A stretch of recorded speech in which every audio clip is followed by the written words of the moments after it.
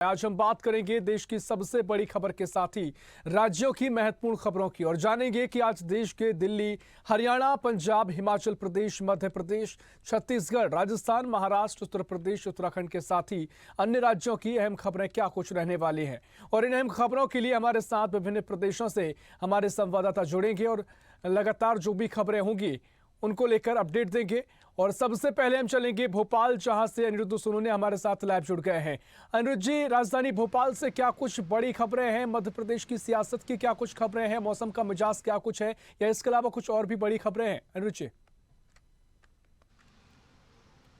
देखिए, मध्य प्रदेश की पिछले कुछ दिनों से सबसे बड़ी खबर राजनीतिक रूप से यही है कि यहाँ मंत्रिमंडल को गठन हो चुका है और उन मंत्रियों को विभाग कब मिलेंगे। और देखा जाए तो कल रात मुख्यमंत्री डॉक्टर मोहन यादव अचानक दिल्ली रवाना हुए और आज वे दिल्ली में ही हैं। दिल्ली में आज वे पार्टी के शीर्ष नेतृत्व, शीर्ष संगठन से चर्चा करेंगे और मंत्रियों के पोर्टफोलियो पे उनकी वहां चर्चा हो सकती है।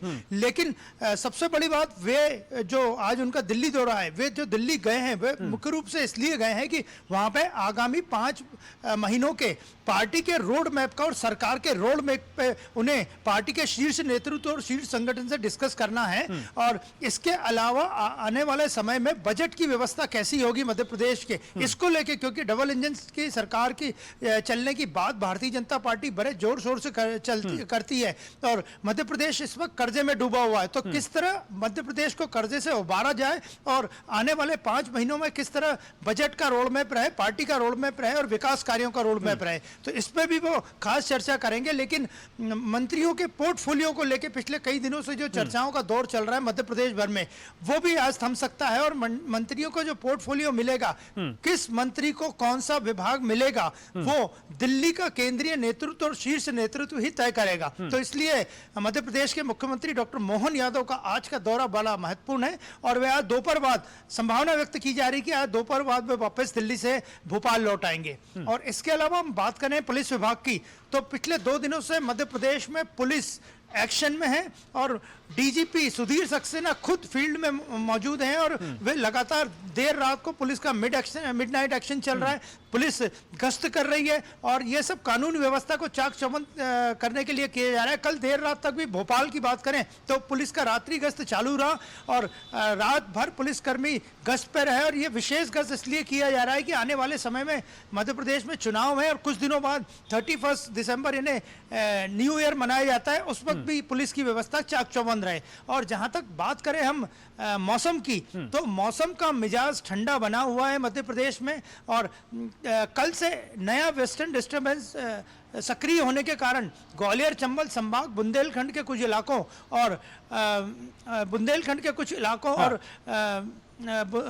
मालवा में कोहरा छाए रहने की बड़ी संभावना है। और मौसम विभाग ने अलर्ट जारी किया है, 30 से ज्यादा शहरों में अलर्ट है कि मौसम खराब होने की पूरी संभावना है और अगले 2 दिनों में कहीं कहीं बूंदाबांदी गिरने की भी संभावना है ग्वालियर, चंबल संभाग, बुंदेलखंड संभाग में और सागर संभाग में। और तो देखा जाए तो मौसम विभाग ने अलर्ट किया है कि अगले 2 दिनों में कहीं कहीं बूंदाबांदी हो सकती है और ओले भी गिर सकते हैं। और जो मौसम के कारण ही जो भोपाल आने वाली जो दिल्ली की साइड से जो ट्रेन आ रही है वो लेट आ रही हैं। कल की बात करें तो केरल एक्सप्रेस 13 घंटे लेट भोपाल पहुंची और इसके अलावा गीता जयंती एक्सप्रेस भी 10 घंटे से ज्यादा लेट थी। तो उत्तर भारत से खासकर दिल्ली से आने वाली ट्रेनें जो भोपाल आ रही हैं वो काफी विलंब से आ रही हैं, जिससे यात्रियों को उनके शेड्यूल में, उनके कामकाज में काफी दिक्कतें आ रही हैं।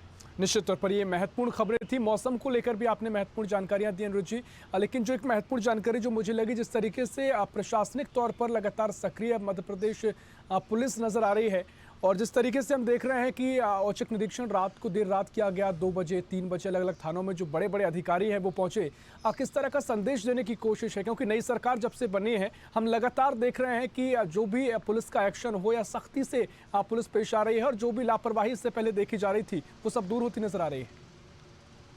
जी बिल्कुल, इसी कारण पुलिस व्यवस्था चाक चौबंद है और भोपाल और इंदौर में पुलिस कमिश्नरी लागू हो चुकी है। लेकिन अब आने वाले दिनों में जबलपुर में और ग्वालियर में भी पुलिस कमिश्नरी लागू होने वाली, तो हो सकता है कि जबलपुर और ग्वालियर में पुलिस कमिश्नरी लागू होने के बाद लोकसभा चुनाव के पहले पूरे मध्य प्रदेश में पुलिस कमिश्नरी लागू कर दी जाए। इसके लिए भी ये व्यवस्था हो सकती है और डीजीपी सुधीर सक्सेना खुद मैदान में थे। उन्होंने भोपाल में कई कंट्रोल रूम में भी गए, कई थानों का भी निरीक्षण किया। इवन वे थानों के अंदर जाके कुर्सी पे बैठ के भी उन्होंने पूरे रोस्टर और जो भी दिन भर के कामकाज का डाटा रहता है उसको चेक किया, कंप्यूटर को चेक किया। तो ये बड़ी प्रशासनिक पुलिस की व्यवस्था है और लगातार ये आगे भी चलती रहेगी। और ऐसा माना जा रहा है कि लोकसभा चुनाव के पहले मध्य प्रदेश में, पूरे मध्य प्रदेश में पुलिस कमिश्नरी लागू हो सकती है। और जहां तक बात करें मुख्यमंत्री के दौरे की, तो मुख्यमंत्री के दौरे में भी जो मंत्रियों को पोर्टफोलियो मिल रहे हैं उसमें गृह मंत्री कौन बनेगा मध्य प्रदेश के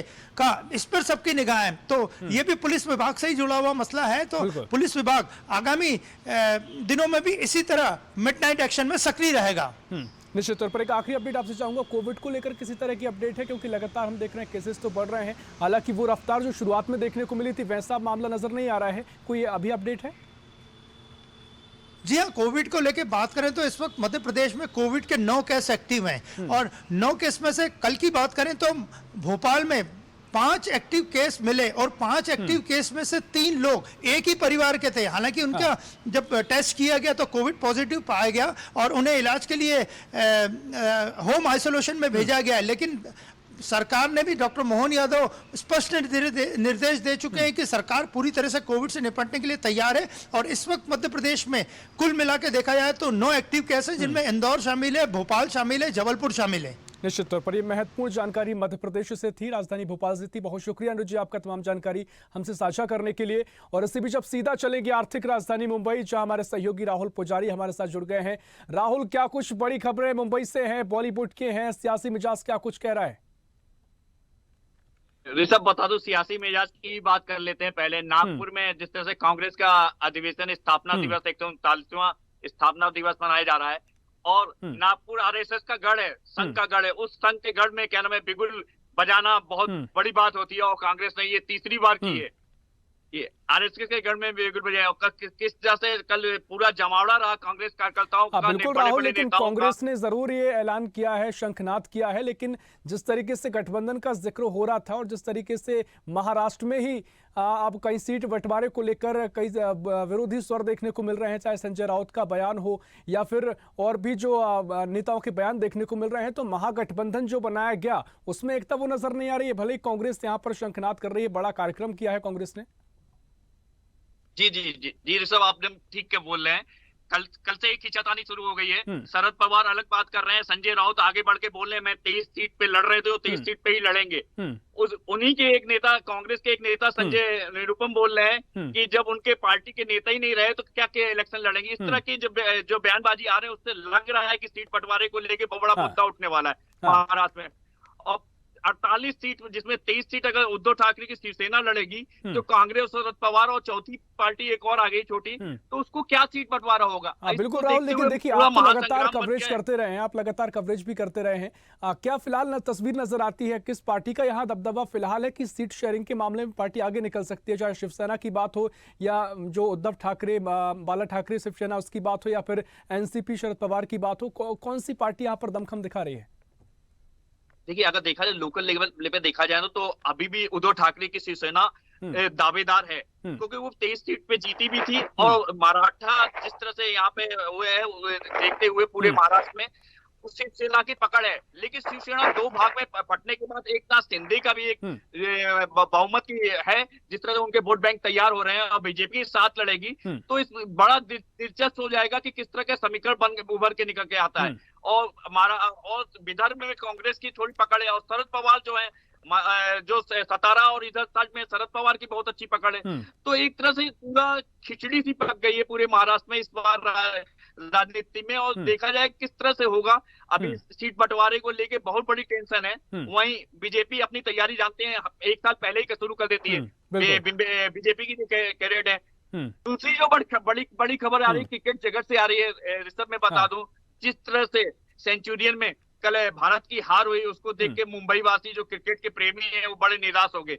एक पारी और 32 रन से हारना ये बहुत बड़ी जीत है। अब बीसीसीआई को सोचना पड़ेगा, चयन कमेटी को सोचना पड़ेगा कि नए लड़कों को अगर चांस देते हैं टेस्ट में तो उससे पहले उनको बहुत प्रैक्टिस करानी पड़ेगी, बहुत बड़े बड़े विज्ञप्ति आने पड़े हैं। सुनील गावस्कर बोल रहे थे कि ऐसी टीम को लेके नहीं जाना चाहिए।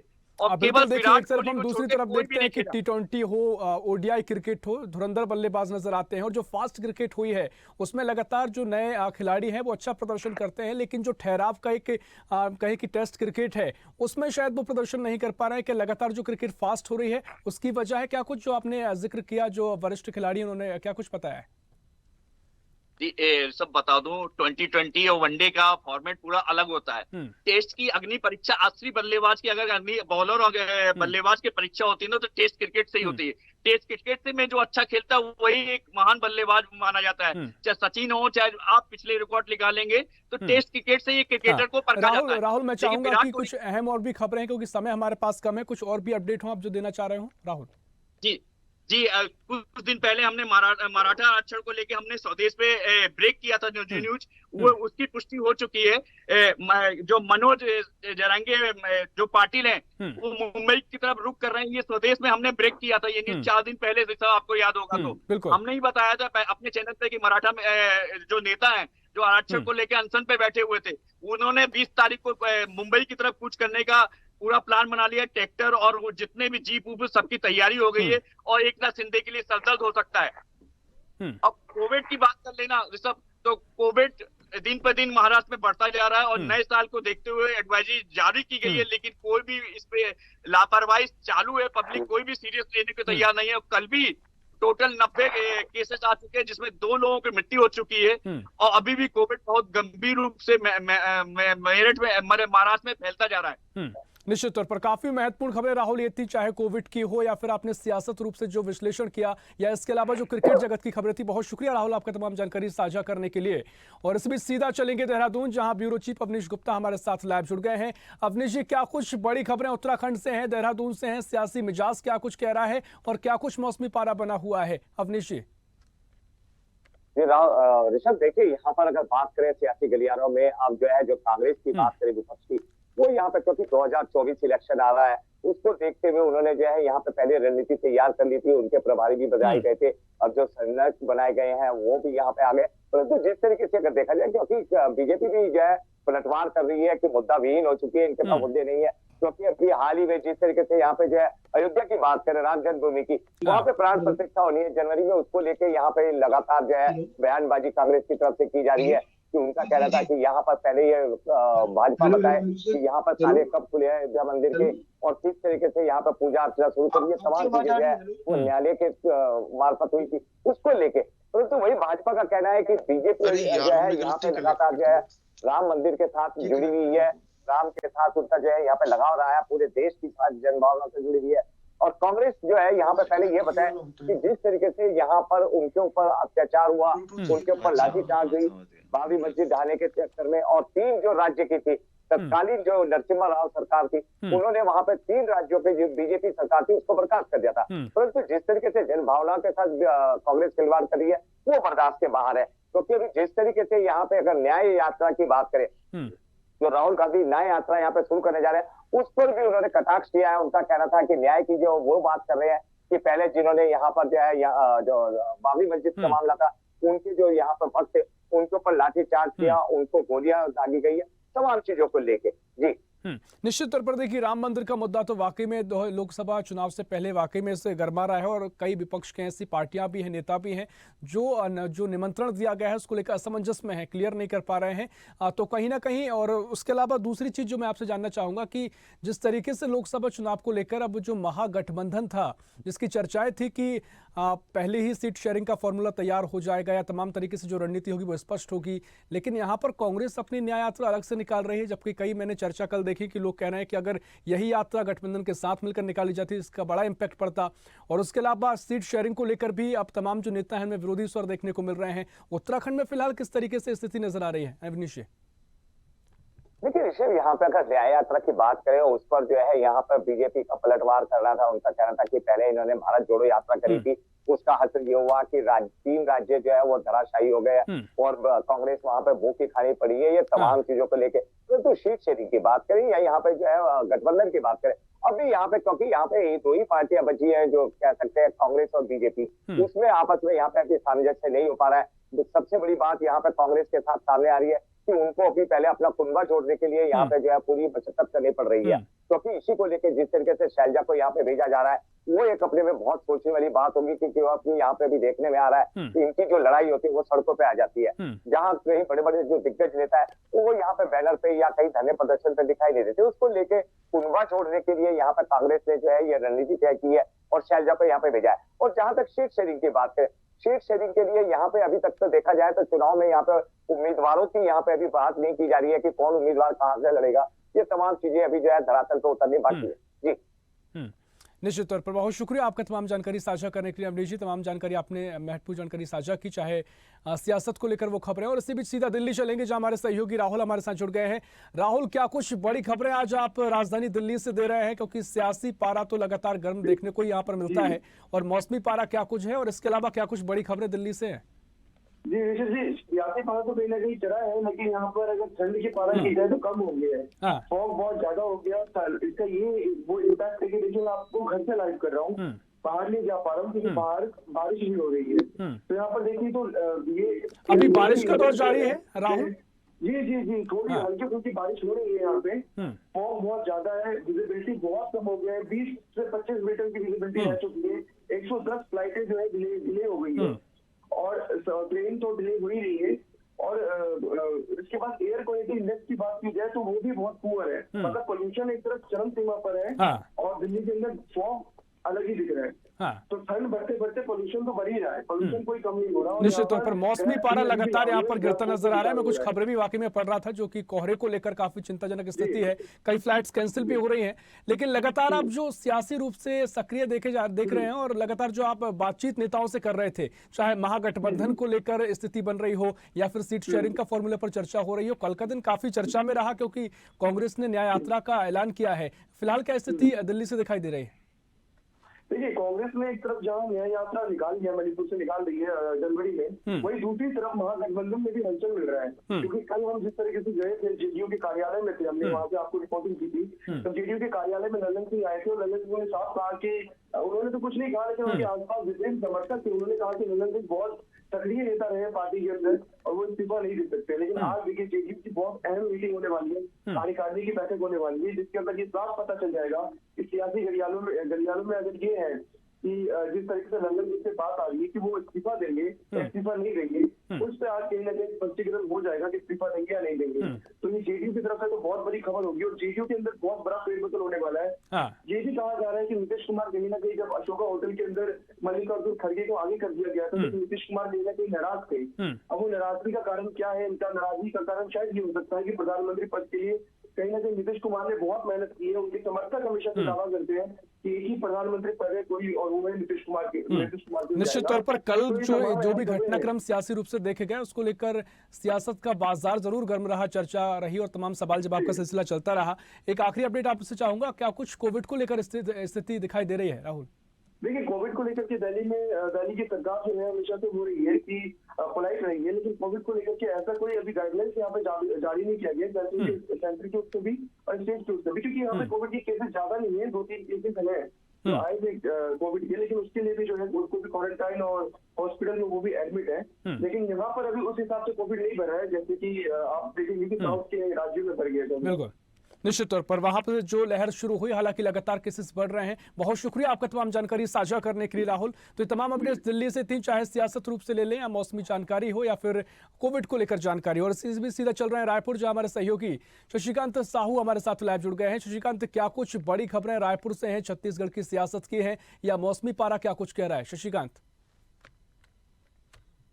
हम बात करते हैं कोरोना की रफ्तार लगातार बढ़ते हुए नजर आ रही है। राजधानी छत्तीसगढ़ में भी जो है इनकी रफ्तार देखने को मिलता है। कल एक बार फिर से 12 मरीजों की पुष्टि की गई है। अब तक जो है 31 मरीजों की पुष्टि हो गई है और सभी का इलाज जो है जारी है। अलग अलग अस्पतालों में सभी का इलाज जारी है। हालांकि अभी तक किसी को जो है डिस्चार्ज नहीं किया गया है, चूंकि उनका इलाज जारी है। लगातार यह संक्रमण बढ़ते जा रहा है। लोगों को एहतियात बरतने की जरूरत है। लोगों को जिस तरह से पहले जो संक्रमण की स्थिति थी उस पर जो है वैक्सीन लगाया, उसके बाद जो एहतियात बरते, वही एहतियात एक बार फिर से उन्हें बरतने की जरूरत है। वही बात की जाए छात्रों की, तो छात्रों के लिए जो है 10वीं और 12वीं की जो तय समय सारणी है वो जारी कर दिए गए हैं। 1 मार्च से जो है परीक्षा की तिथि शुरू होगी और 1 मार्च से परीक्षा होगी। तो निश्चित तौर से अब जो है परीक्षा को लेकर जो माध्यमिक शिक्षा मंडल है उन्होंने जो समय सारणी है जारी कर दिया गया है। तो ऐसे में जो है अब प्रधानमंत्री नरेंद्र मोदी भी जो है परीक्षा पे चर्चा कर सकते हैं और बताया जा रहा है कि जनवरी के अंतिम सप्ताह में जो है परीक्षा पर चर्चा छात्रों से कर सकेंगे। तो इसके लिए 6वीं से 12वीं तक के विद्यार्थी तथा अभिभावक 12 जनवरी तक जो है इसके लिए नामांकन भी दाखिल कर सकते हैं। तो नामांकित जो प्रतिभागियों रहेंगी उसका जो है सहभागिता पत्र भी दिया जाएगा। तो निश्चित तौर से जो तनाव है, क्योंकि जो छात्र है वो परीक्षा के समय कहीं ना कहीं तनाव में आ जाते हैं। तो ऐसे में तनाव को दूर करने के लिए प्रधानमंत्री नरेंद्र मोदी खुद जो है छात्रों से चर्चा करते हैं। इसके अलावा बात की जाए तो मुख्यमंत्री विष्णुदेव आज भी जो है जशपुर और रायगढ़ जिले के दौरे पर रहेंगे।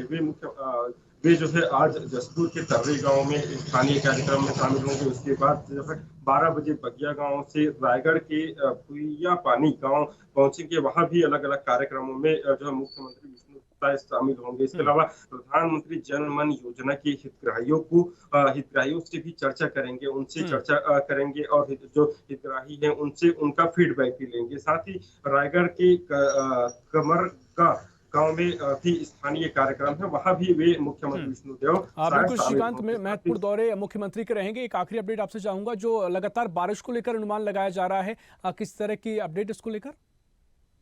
बिल्कुल, देखिए प्रदेश में बात की जाए तो अभी 3 दिनों से बादल छाए हुए हैं। इसके चलते कहीं न कहीं जो ठंड है उसमें बदलाव की स्थिति नजर आई है। ठंड काफी कम देखने को मिली। जहां बात की जाए तो प्रदेश के अलग अलग जो इलाके हैं वहां ठंड कम आई है। छत्तीसगढ़ में जो 48 घंटे के न्यूनतम तापमान की बात की जाए तो 2 से 3 डिग्री की जो संभावना है, जो वृद्धि की संभावना है वो बढ़ी हुई है। आज भी अंबिकापुर का न्यूनतम तापमान 8.2 डिग्री रहा। इसके अलावा डोंगरगढ़ में 29.9 डिग्री रहा। तो ऐसे भी जो है जो बादल छाए हुए हैं, तो निश्चित तौर से मौसम विभाग में कहा कि कहीं कहीं बारिश की संभावना भी है। लेकिन जिस तरह से अभी बादल छाए हैं, कहीं जो लोग हैं उन्हें ठंड से राहत जरूर मिली है। निश्चित तौर पर आगे भी और ठंड बढ़ सकती है अगर बारिश होती है, ऐसी तमाम संभावनाएं जरूर हैं। फिलहाल बहुत शुक्रिया आपका तमाम जानकारी साझा करने के लिए। तमाम खबरें थी रायपुर से, छत्तीसगढ़ की सियासत की कुछ खबरें थी, मुख्यमंत्री के दौरे को लेकर कुछ खबरें थी, और इसके अलावा महाराष्ट्र की सियासत का मिजाज हो या फिर उत्तर प्रदेश में जो खबरें हो या फिर उसके अलावा देहरादून यानी उत्तराखंड में भी तमाम रूप से सियासत के लिहाज से देखा जाए तो सियासी पारा गर्म नजर आ रहा है। फिलहाल के लिए इतना ही। देश प्रदेश की और भी खबरों के लिए देखते रहिए स्वदेश न्यूज, सबसे पहले देश।